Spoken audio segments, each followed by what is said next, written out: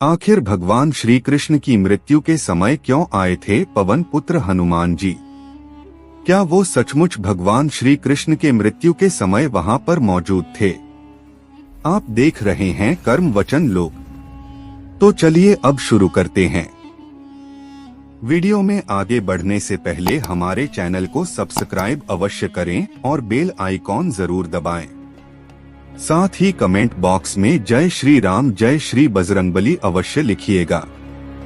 जब जब भगवान श्री राम का नाम लिया जाता है, उनके साथ सदैव हमेशा उनके महान भक्त हनुमान जी का नाम भी अवश्य लिया जाता है, जो स्वयं भगवान शिव के ही अवतार थे।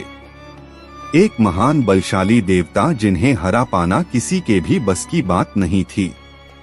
यहाँ तक कि भगवान शिव हो, भगवान विष्णु हो, ब्रह्मा हो या कोई अन्य देव, सभी से इन्हें भिन्न भिन्न प्रकार के वरदान प्राप्त हुए थे। इसके चलते इनकी शक्ति कई गुना बढ़ गई थी। हम सब यह जानते हैं कि भगवान हनुमान जी आज भी चिरंजीवी है। वो त्रेता युग में स्वयं भगवान श्री राम के साथ भी थे और द्वापर युग में स्वयं भगवान श्री कृष्ण के साथ भी। महाभारत में एक नहीं बल्कि सैकड़ों बार हनुमान जी का जिक्र मिलता है। जहां एक बार स्वयं उन्होंने भीम का घमंड चकनाचूर किया, तो वहीं महाभारत के युद्ध में वो सर्वश्रेष्ठ धनुर्धारी अर्जुन के रथ के ध्वज पर विराजमान हुए। हम ये सब जानते हैं कि महाबली हनुमान जी ने कई प्रकार से द्वापर युग में अपनी उपस्थिति जाहिर की थी। प्रत्यक्ष रूप से भले ही पांडवों को एक या दो बार मिले हो, लेकिन वह प्रत्यक्ष रूप से हमेशा उनके साथ ही थे। आज जिनके साथ स्वयं भगवान श्री कृष्ण खड़े हो, उनके पास भगवान हनुमान जी क्यों नहीं जाएंगे? क्योंकि भगवान श्री कृष्ण पहले श्री राम ही तो थे। वहीं द्वारका में भी कई बार भगवान हनुमान का जिक्र मिलता है, जहां स्वयं भगवान श्री कृष्ण ने उन्हें आमंत्रित किया था। सिर्फ और सिर्फ उनकी पत्नी सत्यभामा और सुदर्शन गरुड़, साथ ही साथ बलराम जी का घमंड चकनाचूर करने के लिए। कहते हैं महाभारत के युद्ध के समय वो प्रत्यक्ष रूप से सबके सामने आए थे, जहां पर स्वयं भगवान श्री कृष्ण के कहने पर और अर्जुन की विनती करने पर ही वो स्वयं उनके शक्तिशाली रथ के ध्वज पर विराजमान हुए थे, जिससे अर्जुन की शक्ति और अधिक गुना बढ़ गई थी, क्योंकि उनका रथ किसी भी साधारण या दिव्य बाण से चकनाचूर नहीं हो सकता था। महाभारत का युद्ध खत्म होने के पश्चात वो वापस अपने पुनः स्थान में चले गए थे, जहां वह सदैव भगवान श्री राम का जप करते रहते थे। महाभारत का युद्ध अधर्म में धर्म के विजय का प्रतीक था, और जहां पर भगवान श्री कृष्ण ने कूटनीति और अपने तपोबल के कारण अधर्मियों का नाश कर दिया था और धरती से सभी अधर्मियों को मिटा दिया था। आज अपने अंत समय में अपना शरीर त्याग कर वैकुंठ धाम की तरफ प्रस्थान करने का निश्चय किया, और महाभारत खत्म होने के 36 वर्ष बाद स्वयं भगवान श्री कृष्ण ने अपना देह त्यागा। इसके पीछे भी पूर्व जन्म त्रेता युग के समय का वो श्राप मौजूद था, जो स्वयं बाली की पत्नी ने उन्हें दिया था।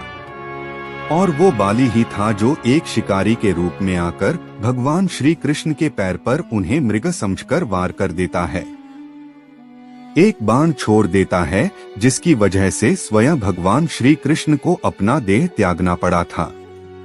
लेकिन एक सवाल उठता है कि जब हनुमान जी को ये सब ज्ञात था, तो हनुमान जी क्यों नहीं भगवान श्री कृष्ण को रोकने आए? क्या हुआ जब स्वयं हनुमान जी को यह पता चला कि उनके आराध्य भगवान स्वयं इस धरती को छोड़ने वाले हैं और वह वैकुंठ धाम की तरफ प्रस्थान करने वाले हैं? क्या हनुमान जी उनसे मिलने आए थे? अब आपको इस बारे में विस्तार से बता दे कि हनुमान जी भली भांति जानते थे कि भगवान श्री कृष्ण कौन है, और इसके साथ ही हनुमान जी में भक्ति और साधना की शक्ति इतनी प्रबल थी कि वह सांसारिक मोह माया दुख और सुख से भी परे थे। इसीलिए वो ये सब बात भली भांति जानते थे कि भगवान श्री कृष्ण किस प्रकार इस धरती पर आए हैं और किस प्रकार प्रयोजन पूर्ण कर वो इस धरती से जा रहे हैं। ऐसा ही संदर्भ हमें त्रेता युग में रामायण के दौरान भी मिलता है। जब स्वयं हनुमान जी के डर के कारण श्री राम को अपनी अंगूठी पाताल लोक में गिरानी पड़ी, क्योंकि वो जानते थे कि हनुमान जी उन्हें वैकुंठ धाम जाने ही नहीं देंगे, और जिसके बाद वासुकी नाग की सहायता से उन्हें श्री राम की हजारों अंगूठियों के बारे में पता चला। क्या सचमुच हनुमान जी भगवान श्री कृष्ण से मिलने आए थे? तो इसका जवाब है नहीं। हनुमान जी सदैव भगवान श्री राम का निरंतर जाप करते रहते हैं। उनके मन में केवल श्री राम ही मौजूद है। उनको ये ज्ञात था कि श्री रामचंद्र ना तो कहीं जाते हैं और ना ही कहीं से आते हैं, वो तो हमेशा से ही उनके हृदय में वास करते हैं। इसीलिए भगवान श्री कृष्ण के प्रस्थान करते समय ना ही हनुमान जी दुखी थे और ना ही उनके आंखों से आंसू निकल रहे थे। यहाँ पर रही मिलने की बात, तो ऐसा कहा जाता है कि स्वयं हनुमान जी प्रभु श्री राम के अथवा श्री कृष्ण के परम भक्त कहलाते हैं। इसीलिए भगवान के बीच आंतरिक मन से यानी आंतरिक तरंग से हमेशा मिलन होता रहता है। इस प्रकार से कहा जा सकता है कि स्वयं श्री कृष्ण और हनुमान जी अपने अंतर्मन से हमेशा एक साथ ही रहते हैं और हनुमान जी हमेशा अपने भगवान के ध्यान में लगे रहते हैं। इस प्रकार से भगवान स्वयं हनुमान जी के साथ उनके अंतर्मन में विराजमान रहते हैं।